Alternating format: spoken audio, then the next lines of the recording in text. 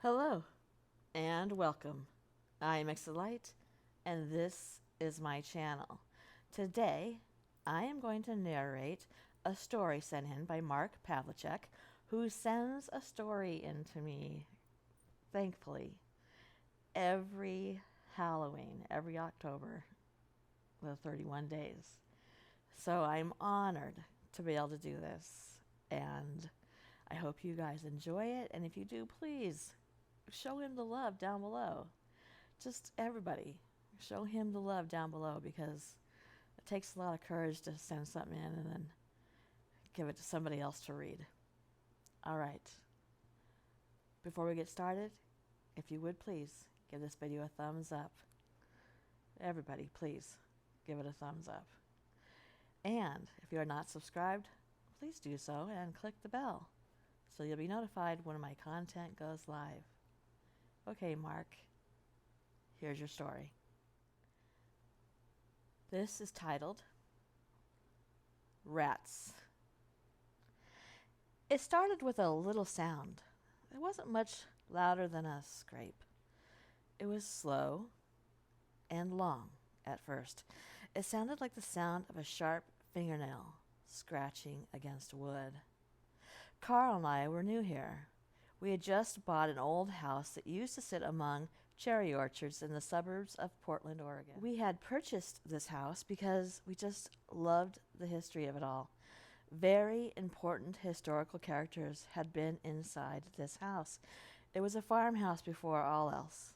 I loved the tile kitchen, a recent update, and the mother-in-law bedroom. There was an old iron wood stove, the kind you use to boil pots on. The front yard had an incredible shade garden with a variety of flowering plants. Old woody hydrangeas had become scrawny behemoths in their advanced old age. They were bursting with dark red blossoms that covered up the old scars of their branches. There was an old wooden swing that hung from a vast coastal redwood tree which sat among the Oregon grapes, with the white paint chipping off. Many different mulched pathways led you into the secrets of the garden, but the most beautiful attraction was the lovely 100-year-old fountain in the front, which was the first thing we restored. Now, in summertime, the aqua blue we had painted at the bottom of the concrete shimmered as the fountain's rivulets would splash down. Carl and I had been together for about 6 years. We hadn't been married yet, but I was still hoping that he would pop the question.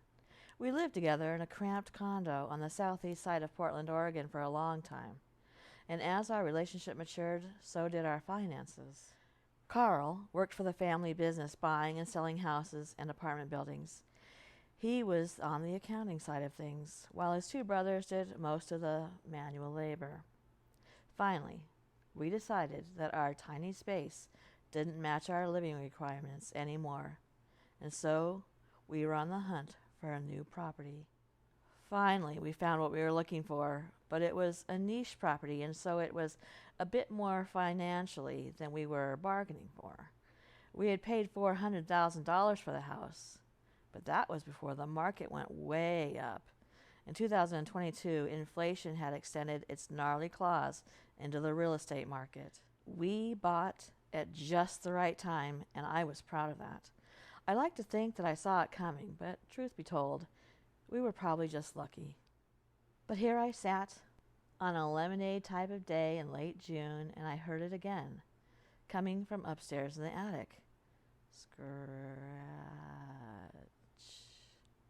And then a pause. Scratch.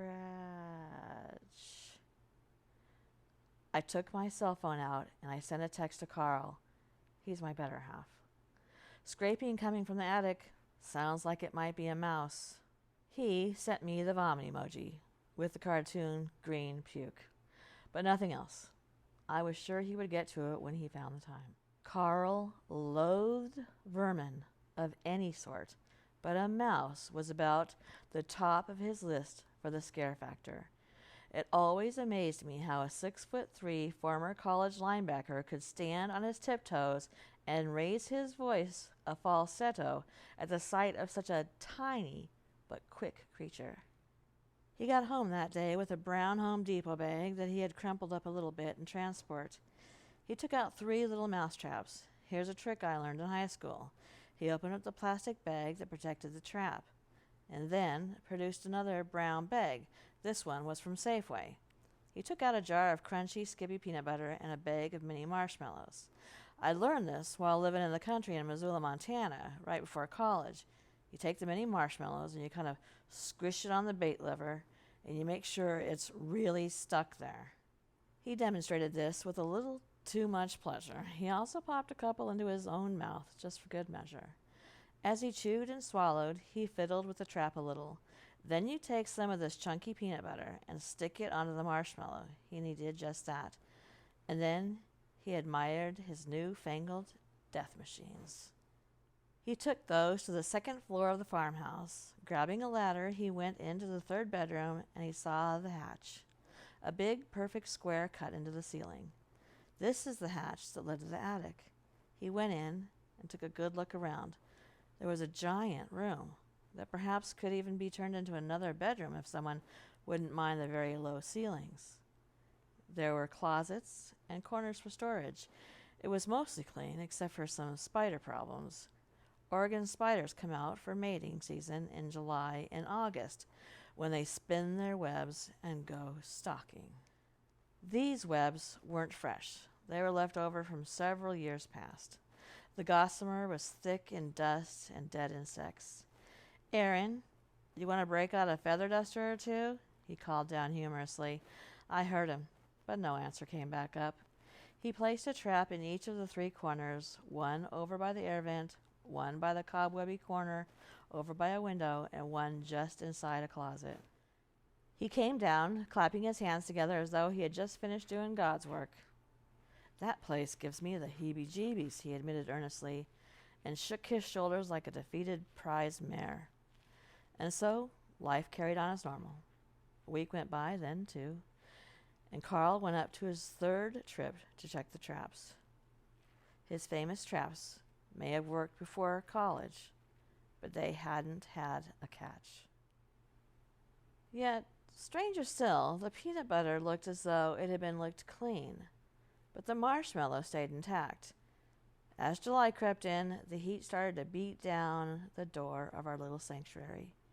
It was a dry heat, like a mummy was breathing on us. Some of the plants looked dry, even though there was plenty of water. The lawn on the front of the house was beginning to turn brown from the heat. This was El Nino, bringing with it unseasonably hot weather. This was probably payback for the lovely spring we had had, so warm and dry. So, one day I was in the garden, watering my famous hostas. I had on a wide-brimmed straw hat and a red bandana around my neck. The sun kissed my skin nicely as I avoided its sizzle. As I stood there, mid-morning, with a coiled green hose spurting water into green plastic watering can, I saw it. It was a light brown thing, hurriedly dashing past my feet, almost touching me as it zigged and zagged. I quickly squealed, pulling back my feet and legs as I watched the horrid nightmare darting into the sword ferns and my purple rhododendrons. This was now unacceptable. The thing moved so quickly that I was unable to even gauge the species or even the size. All I saw was that tawny fur speed at me like a ball of light. This was no time for a text. I brandished my white iPhone like a medieval sword from my back pocket and got to dialing. To my elation, Carl picked up on the first ring for once. "I saw him. It." I panicked. "Calm down," he said, and his words did seem to calm me a bit. He was magical like that. "I saw the mouse. It went into the dense plants in the garden. I don't even know where he came from, Carl. It's time to call the big guys on this one." There was a pause. "Yep, Aaron, I think you're right. I'll call them just before my lunch is over." And so we left it at that. Fast forward a bit. Today was the day we called the exterminators. In my mind, I playfully thought of Arnold Schwarzenegger coming in from some futuristic battlefield. "I am here to governate you." No, wait. That was his political stint as the governor of California. Too far ahead. Instead, I got Ralph. Ralph had been killing vermin for so long, he was starting to look like one. Well, I guess they say you are what you eat. And while his middle-aged bulge indicated a healthy appetite, I didn't think he was really swallowing and chewing anything. Or was he? Well, he said with a hint of the bayou on his accent, seems to me that you may have something bigger than just mice here.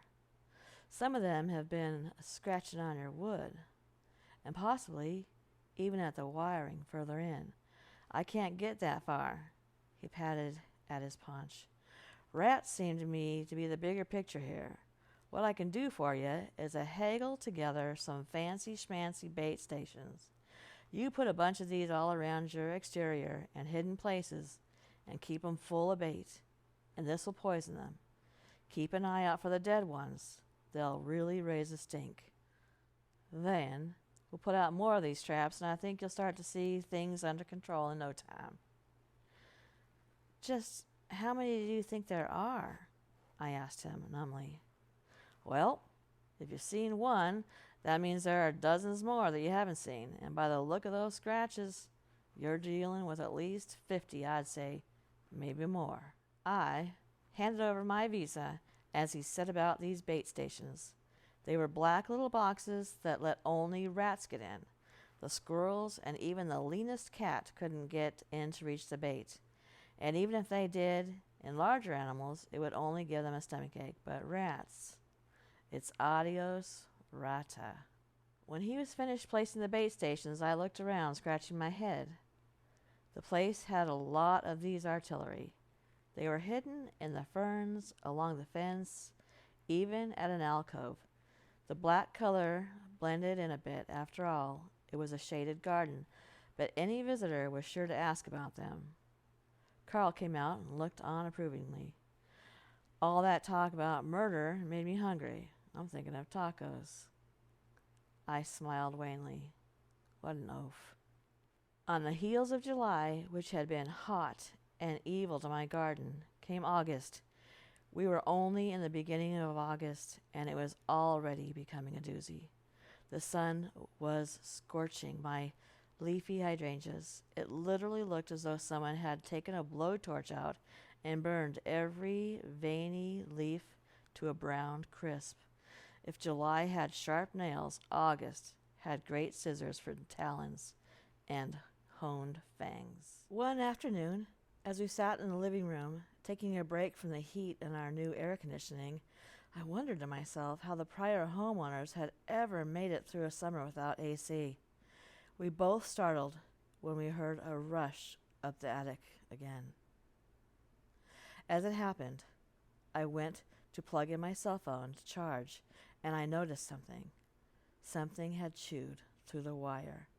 But there was good news, too. Little bloated rat bodies were starting to turn up outside. They liked to go somewhere cold and dark when they were passing, out of open view.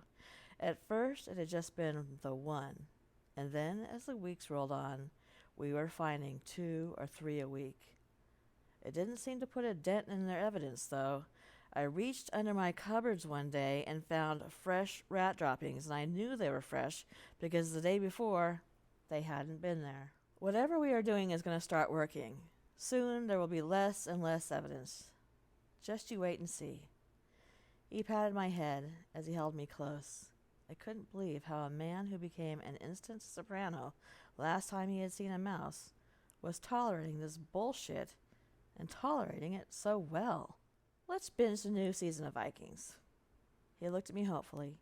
He was just putting on his bravery like a new suit. Maybe one that was a little too tight.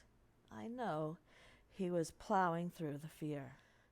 A couple of weeks later was the real turning point. The two of us were just getting changed for bed when all of a sudden the lights went out. Just as they went out, we could hear the scratching again. It sounded like there were dozens of them, and I could hear them shift from one side of the ceiling to the other. "Rats!" Carl exclaimed. It was irony in its purest form. He stormed under the covers. Babe, it's already bedtime. I think we should just wait until tomorrow to see about the electricity right now. I muzzled my face into the soft, warm down pillow and bent it to cover my ears. As we sat in full darkness, I could see it was a full moon, the way the whiteness of the full-faced moon was shining white light into the old bay window. Just then, the object of my deepest terror, emerging from some dark corner of my innermost nightmares, emerged. Perched on the bay of the window, I could see the dark figure. It was larger than a small dog. The hairs on its neck went up as the rabid-looking creature squealed madly in anger. After it had shrieked at us, it stood still. I could see only one evil eye glaring larger than the other as the moonlight had hit it. The eye looked like a bicycle reflector to me in the darkness, and just like that, the thing leapt into the darkness. Both of us stood still, paralyzed by fear that it might return with its minions. My toes were pointing straight up in the bed. I clung to my blanket like a soft shield, believing that it would spare me from the horrors of the night. Carl was no help. He lay shivering, even as the August heat had not let up. Babe, he pitifully murmured, there's a flashlight in the nightstand. Grab that. It's right next to my gun. I don't know what swept over him, but he had become bravery incarnate.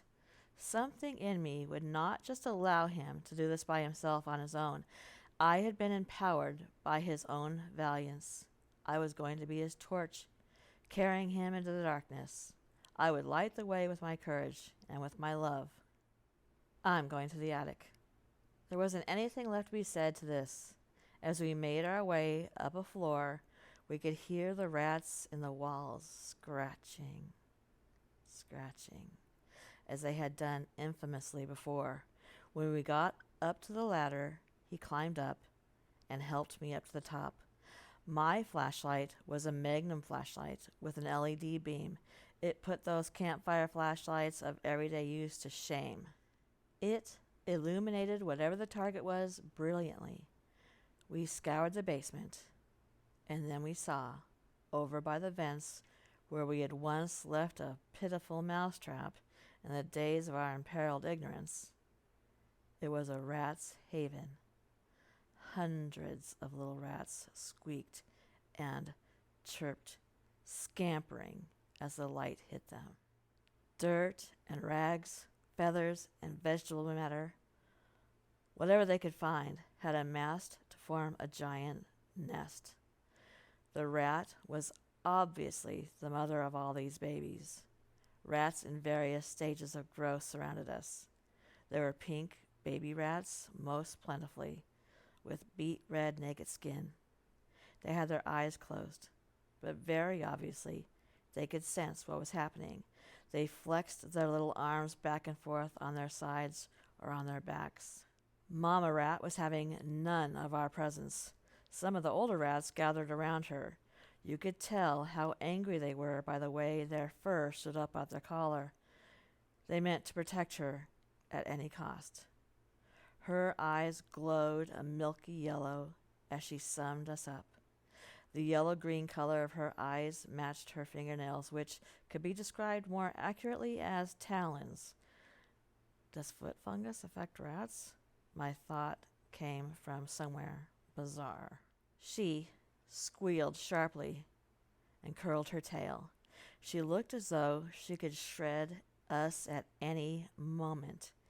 Ignoring the rattlings, Carl dove into the corner. I had still not yet understood how he had evolved into this man I had before me. He was casting cobwebs aside with the tip of the gun as he ventured further into the unknown, and then he did the unspeakable. He accidentally stepped on one of them. I shined the light down as we heard an audible crunch as bones splintered underneath his considerable weight. A blue-veined intestine caved out underneath him as the helpless creatures squealed and writhed in agony. The squealing awoke something in the tumult. Furry bodies sprang forth, diving into the nest. A dark shadow came forth. Our hairs stood on end as the beast came to the rescue of its brood. The beast was the size of a raccoon. Its body shape looked like a raccoon, too, but with a wiry and fat, dark pink tail. It looked at Carl. I could barely see it, but its guttural, piercing cry split the night in two. The beast flung itself at Carl. Its yellow-gray incisor teeth pierced his chest, and he let forth a great bellow. He discharged his weapon, but seeing the bullet had no effect, he fired it again. This time it let up and scampered into the closet to die. Carl had killed this insidious entity. Just to be sure it was bleeding out, he commanded everything inside of him to fling open the closet. There it lay, still chirping along a trail of blood and fur. Carl had done this. My Carl. I say we get a hotel tonight, were all the words he could muster, and that's what we did. I grabbed some hot dogs from the 7-Eleven. I don't know if he was hungry after all that, probably not, but a man's got to eat. I picked up some Tylenol PM so he could get a good night's sleep, and if he didn't feel like celebrating, and a couple bottles of California sparkling wine, in case he did. Turns out he did feel like a little celebration. Our hotel ended up being more like a staycation. Carl and I called the exterminator. Now that the beast of burden had officially been slain, an electrician was also needed to fix the chewed-through wires. All I could think about was how proud I was of our little urban oasis. I thought about the Bing cherries that were born there in Milwaukee's Llewellyn district. Who knew how many generations those rats had actually been there? And then I thought of my garden, my charming shade garden with all of my native plants. Carl, I want to rebuild. Babe, for you, I'd go to the moon and back. This was my better half. Thank you, Mark, for giving us that story. It was really good. Please give this video a thumbs up, you guys, and leave a comment for Mark thanking him. That would be great. Thank you for coming to my channel, and good night.